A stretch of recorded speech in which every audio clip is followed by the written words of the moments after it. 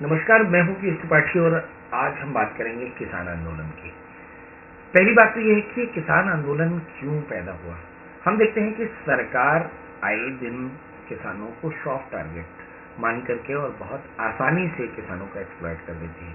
आज जब पूरे प्रदेश में जहां सूखा पड़ा हुआ है वहां सरकार साबरमती प्रोजेक्ट जैसे प्रोजेक्ट पे काम कर रही है, खारून रिवर डेवलपमेंट अथॉरिटी बना करके और उसको ग्रो करना चाहती है।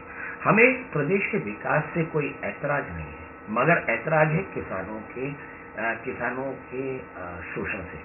हाँ, जब कभी भी नया शहर बसा, शोषण किसानों का हुआ।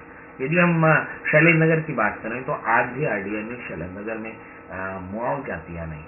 अगर हम बात करें नए रायपुर की तो अभी बहुत ऐसे किसान होंगे जिनके जो मुआवजे के लिए भटक रहे हैं, जो अपनी पहचान के लिए भटक रहे हैं और जिन्होंने अपनी पूरी जिंदगी खत्म कर दी। अगर हम कमल विहार की बात करें तो उसकी बात ऐसी है। यदि हम नए रायपुर की बात करें तो 27 गाँव के प्रोजेक्ट की जगह पर हमने 54 गाँव या 67 गाँव उसमें शामिल कर दिए। इसकी क्या आवश्यकता थी, ये देखने की चीज है। सरकार ओवर बजट करके और प्रोजेक्ट को बढ़ाती है, सरकार बैंकों से उधार लेती है, उसके बाद उसकी रेवेन्यू का प्रेशर भी उस किसान पर आता है, सामान्य जनता पर आता है। इसी तरह से कमल विहार का प्रोजेक्ट हुआ जिस पर उन्होंने लोन लिया, बैंकों से लोन लिया और सरकार उसका भी बर्डन पब्लिक पर देना चाहती है अलग अलग टैक्सों के रूप में। और अब सरकार को एक नया शिगुफा, एक नया शौक चलाया है। वो चाहते हैं कि वो साबरमती प्रोजेक्ट के तौर पे, साबरमती की तरह, गुजरात की तरह वो रायपुर की राजधानी को भी डेवलप करें। मुझे ऐतराज इस बात का नहीं है।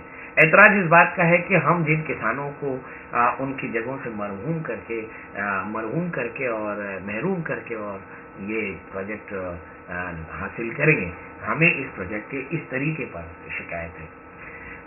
हम केवल मौज मस्ती के लिए अपने किसान भाइयों को दूर नहीं कर सकते। अगर हम देखें तो अमलेश्वर नदी के किनारे पूरे खेतीहर किसान हैं, जो सीमांत किसान हैं, जिनके पास 5 एकड़ से कम की खेती है और वो बड़ी मुश्किल से अपना जीवन यापन करते हैं अपने परिवार को लेकर। किसानों को किसानी के अलावा कुछ नहीं आता। अगर किसानों से उनकी जमीन छीन ली तो उनके पास कुछ भी नहीं रखेगा। इसलिए मेरी सरकार से दरख्वास्त है कि वो किसी भी कीमत पर सरकार किसानों की जमीन न अधिग्रहित करे।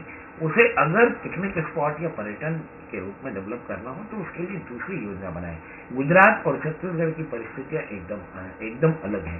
एक बात और भी बता दें, ये हमारा आग्रह निवेदन भी है और अब हमारी ये जिद भी है कि अब छत्तीसगढ़ का एक भी किसान परेशान नहीं होगा। वो हमारी जान लेकर के वो हमारी जमीन अधिग्रहित कर सकते हैं। हमारी जीते जी हम अपनी जमीन अधिग्रहित नहीं होने देंगे, ये सरकार का अंकल्प कर सकते हैं।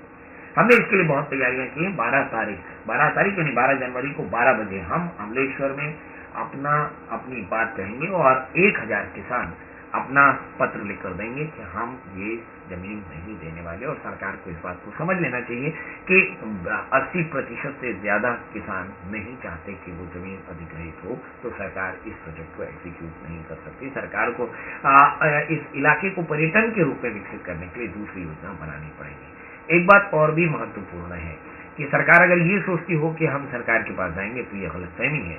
सरकार को हमारे पास आना पड़ेगा। याद रखें, 12 तारीख को 12 बजे अमलेश्वर के पंचायत भवन में हमारे किसान आएंगे और वहां सरकार को हमारी बात सुननी पड़ेगी। ये आग्रह भी, निवेदन भी है। और हम आपको बता दें कि पटवारी साहब या दूसरे अफसरों का कहना है कि हम जाकर पाटन में जाकर मुख्यमंत्री को हम निवेदन करें, तो हम ऐसा नहीं करने वाले। हमारी सरकार पंचायत में है और पंचायत में ही आकर हमारी बात सुनी जाएगी और समझी जाएगी। ये हमारी जिद है और ऐसा मानकर चलें कि आप हमारी जिद सुनेंगे।